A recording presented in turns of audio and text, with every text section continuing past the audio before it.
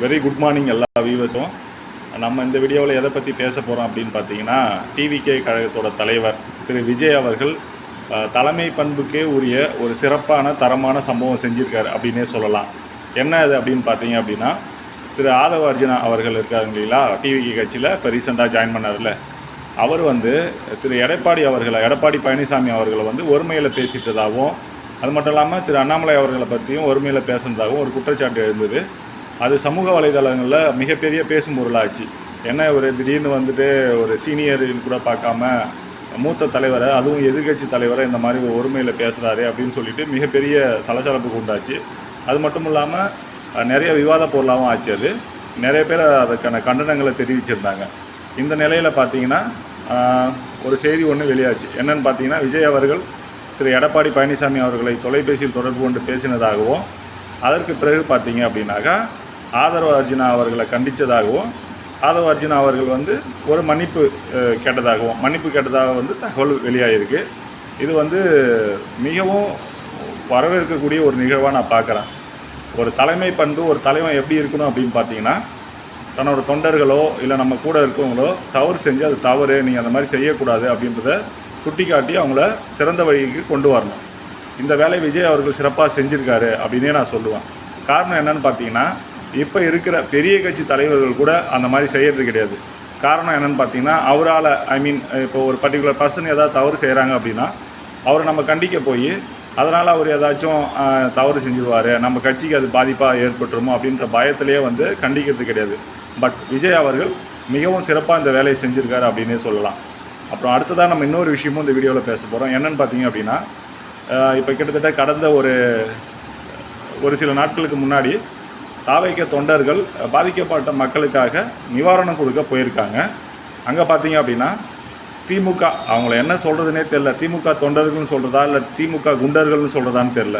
அவங்க ஒரு தாவக தொண்டர்கள்னு பார்க்காம, அதுவும் பெண் தொண்டர்கள் கூட பார்க்காம, அங்கே நிறைய பெண் தொண்டர்கள் இருந்திருக்காங்க, டிவிகே சார்ந்த தொண்டர்கள் அப்படின்னு கூட பார்க்காம அவங்கள காலால் எட்டி ஒதுக்கிறது, அதுவும் ரொம்ப கொடுமையாக ஒரு தாக்குதல் நடத்தியிருக்காங்க.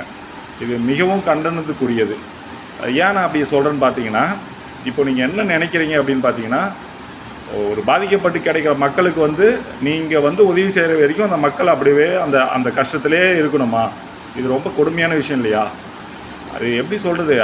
நீங்கள் அதாவது இப்போ நிறைய டைம் நம்ம சொல்லியிருக்கோம், நீங்கள் ஸ்டிக்கர் ஒட்டி தான் கொடுக்கணுன்றது வரைக்குமே வெயிட் பண்ண வேண்டியதாக இருக்குது. அதை தான் நான் சொல்கிறேன். யார் காப்பாற்றினா என்ன? நீங்கள் உங்களை செய்யக்கூடாதுன்னு சொன்னாங்களா? ஸ்பாட்டில் அவங்க இருக்காங்க, உங்களோட முன்னாடி போயிட்டாங்க, அதை கூட ஏற்றுக்க முடியாமல் இருக்கீங்க. நீங்கள் திமுக தலைமை என்ன தான் செய்யுதுன்னு எனக்கு புரியல. இதெல்லாம் கண்டிக்க வேண்டிய விஷயம். அண்ணன் சீமான் அவர்கள் விஜய் அவர்கள் ஆப்பனண்டாக தான் இருக்காப்புல, இருந்தாலும் ஒரு பக்க அறிக்கையை தாக்கல் செஞ்சார். அது வரவேற்கத்தக்க. சீமான் அவர்கள் அந்த அறிக்கையில் ரொம்ப தெளிவாக சொன்னார், ஆளும் அரசு மக்களுக்கான அரசாக இருக்கணும். ஒரு கட்சியை சார்ந்த தொண்டர்கள் போயிட்டு அவங்களுக்கு உதவி பண்ணுறதுக்கு முன் வராங்க அப்படின்னாக்கா, அரசை விட அரசு சார்பாக அவங்களுக்கு நீங்கள் மரியாதை கொடுத்துருக்கணும்.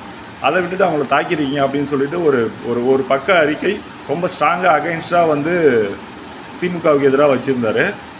விஜய்க்கு ஆதரவாகவும் செஞ்சிருந்தார். சீமான் அண்ணன் அவர்களை நம்ம எப்படி தான் பாராட்டணுன்றது வார்த்தையே இல்லை. அவர் யார் எவர் அப்படின்லாம் பார்க்க மாட்டார், மனசில் பட்டது. இப்போ விஜய் கட்சி சார்பாக நல்லது செஞ்சாங்கன்னா நல்லதுன்னு சொல்கிறாரு. அதே போல் ஆளுங்கட்சி தவறு செஞ்சால் ஆளுங்கட்சி தவறு செஞ்சுருக்கு அப்படின்னு சொல்கிறாரு. இது சீமான் அண்ணன்கிட்ட நம்ம வரவேற்கத்தக்க நிகழ்வாக பார்க்குறோம். மேலும் பார்த்தீங்கன்னா, விஜய் அவர்கள் மிகவும் சிறப்பாக அந்த கட்சியை வழிநடத்தி கொண்டு போகிறார் அப்படின்னே சொல்லலாம்.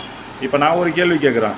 இப்போ விஜய் அதை செய்யலை, இதை செய்யலை, பத்திரிகையாளர் சந்திக்கலை, இதெல்லாம் சொல்கிறீங்கள, திமுக தொண்டர்கள்னு சொல்கிறது எனக்கே நாக்கு கூசுது அப்படின்னு தான் சொல்லலாம். திமுக குண்டர்கள்லாம் சொல்லலாம். அவங்கள நீங்கள் எப்படி அந்த தாக்குதலுக்கு ஒரு கண்டன அறிவிக்க கூட உங்கள் தலைமை கழகம் வெளியிடாமல் இருக்குது? அவங்கள கூட்டு கண்டிச்சிங்களா இல்லையான்னு எனக்கு தெரியல. ஒரு பெண் தொண்டர்கள் கூட பார்க்காம, ஒரு பெண் அப்படின்னு கூட பார்க்காம நீங்கள் அந்த தாக்குதல் நடத்திருக்கீங்க. ஆனால் திமுக அரசு நீங்கள் சொல்லுவீங்க, நாங்கள் வந்தால் பெண்களுக்கு பாதுகாப்பு கொடுக்குறோன்னு சொல்லிட்டு. ஆனால் உங்கள் ஆட்சியில் தான் எல்லா விதமான பாலியல் குற்றச்சாட்டுகளும் நடைபெற்று கொண்டு இருக்குது. இப்போ ஞானசேகரன் கூட இப்போ அந்த வழக்கில் தண்டனை பெற்றிருக்காங்க, 30 வருஷம் சிறை, 90,000 ஃபைன் அப்படின்னு சொல்லிட்டு. இது எல்லாமே உங்கள் ஆட்சியில் தான் நடந்தது. ஸோ நீங்கள் ஃபர்ஸ்ட் ஆஃப் ஆல் நீங்கள் தான் செய்யணும் அப்படின்னு இல்லை. யாராவது களத்தில் உங்களுக்கு முன்னாடி போனால் என்ன தவறு? அதில் நீங்கள் முன்கூட்டியே போயிருக்க வேண்டியது. ஆளும் அரசாங்கம் அதை செய்ய தவறும்பொழுது புதிதாக வர்றவங்க அதை செய்கிறாங்க. அதை நீங்கள் ஏற்றுக்கின்னு தானே போகணும், அவங்களுக்கு ஆதரவு தானே அளிக்கணும். இன்னும் சொல்லப்போனால் உங்களுக்கு பாராட்டு தெரிவிச்சிருக்கணும் நீங்கள். ஸோ இந்த வீடியோ மூலமாக நம்ம வந்து விஜய் தொண்டர்களுக்கும் விஜய் அவர்களுக்கும் மனமார்ந்த வாழ்த்துக்களையும் நன்றிகளையும் தெரிவிச்சுக்கிறோம். இதே போல் அவரோட செயல்பாடு இன் ஃப்யூச்சரில் இருக்கும் அப்படின்னு நம்ம நம்புகிறோம். நம்மளை பொறுத்த அளவுக்கு எந்த கட்சி ஆட்சிக்கு வந்தாலும் பரவாயில்ல, அதில் மாற்றுக்கிறது கிடையாது. மக்கள் தேர்ந்தெடுக்க போகிறாங்க, அவங்க ஆட்சிக்கு வர போகிறாங்க. ஆனால் ஆட்சிக்கு வந்து மக்களுக்கு நல்லது செய்யுங்க அப்படின்னு தான் சொல்லுறோம். என்னை பொறுத்தளவுக்கு எந்த கட்சியில் எந்த தவறு நடந்தாலும் அதை சுட்டி காட்டவும் செய்வோம். அதே போல் எந்த கட்சியில் எந்த நல்லது நடந்தாலும் அதை பாராட்டுறதுக்கும் நம்ம சைட்லேருந்து தயங்க மாட்டோம் அப்படின்னு சொல்கிறோம். ஓகே, இந்த கருத்து உங்களுக்கு பிடிச்சிருந்துச்சுன்னா நம்ம வீடியோவை ஷேர் பண்ணுங்கள் அண்ட் நம்ம சேனலை சப்ஸ்கிரைப் பண்ணுங்கள். தேங்க்யூ.